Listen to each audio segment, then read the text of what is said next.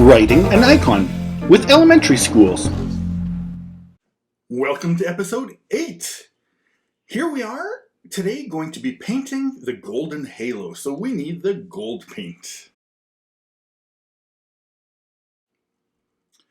Alright, the halo is that big circle behind Jesus' head.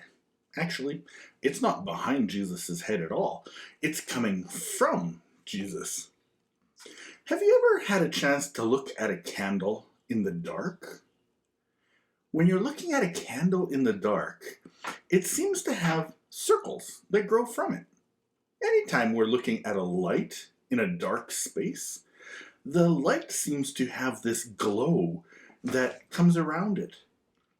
Well, in our world, as we recognize God is present, His beauty and His glow from His divine light, it makes a halo. And that's why we have a circle around the head of Jesus and other holy people. It's to show that the Holy Spirit is shining out of them. So let's think of a story in the Bible that'll help us to remember this. There's one called the Transfiguration. One day, Jesus was leading his disciples up a mountain, and the disciples were Peter, James, and John. And when he got to the top of the mountain with them, immediately Jesus started talking with two of his Old Testament friends. Moses and Elijah appeared. And then Jesus, in the middle of Moses and Elijah, in the middle of their conversation with them, he showed his divine light as much as they all could stand. In fact, it was so much that the light coming from Jesus made Peter, James, and John all fall over. It was that bright. Well, it's this light of God that we show by putting a golden halo around the head of this holy people. Now, the paint that we have here isn't the same kind of paint that we would ideally use.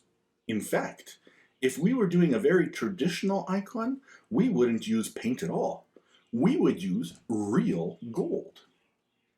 And I happen to have some here with me. Now, this gold is so very thin that it's kind of glued on. And you can see that there is real gold, but it's super thin.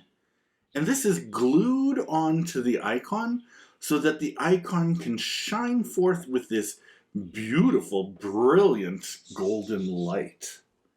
It's not that the gold itself has light in it, but this gold reflects all sorts of light, and it reflects it in a beautiful type of way. So to show the light coming from within a person, we put a halo around their heads. Now, the paint that you're using, you'll probably notice by now that it's not very, what's the right word? Opaque. It doesn't make a solid layer. It's kind of see-through-ish. Well, that's why we put a layer of that goldeny yellow color underneath it.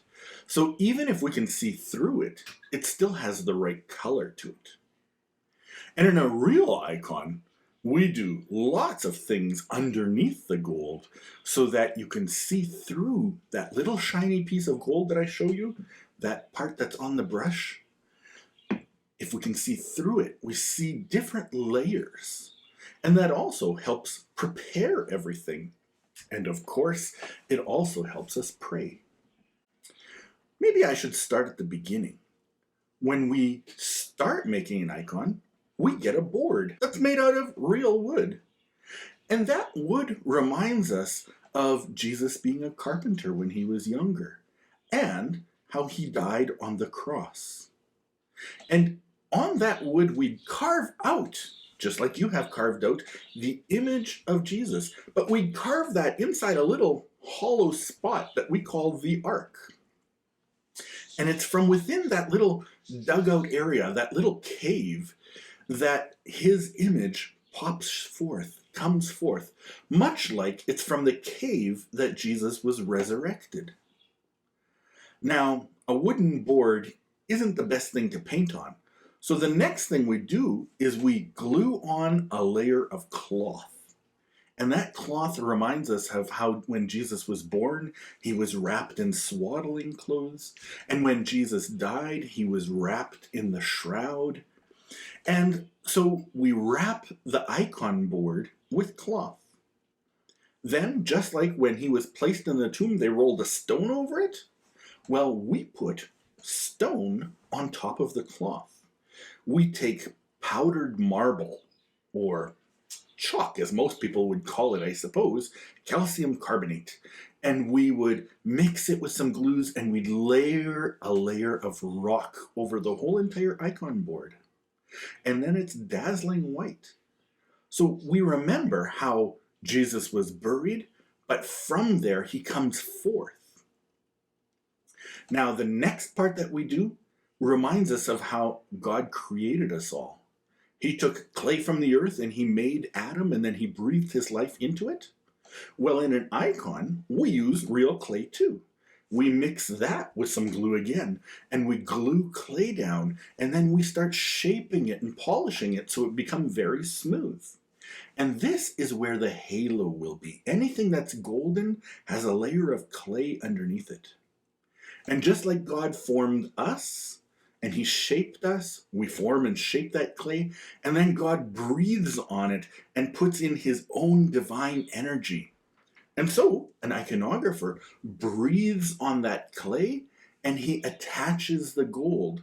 The breathing makes the clay just a little bit moist enough to receive that gold so that it can be very shiny.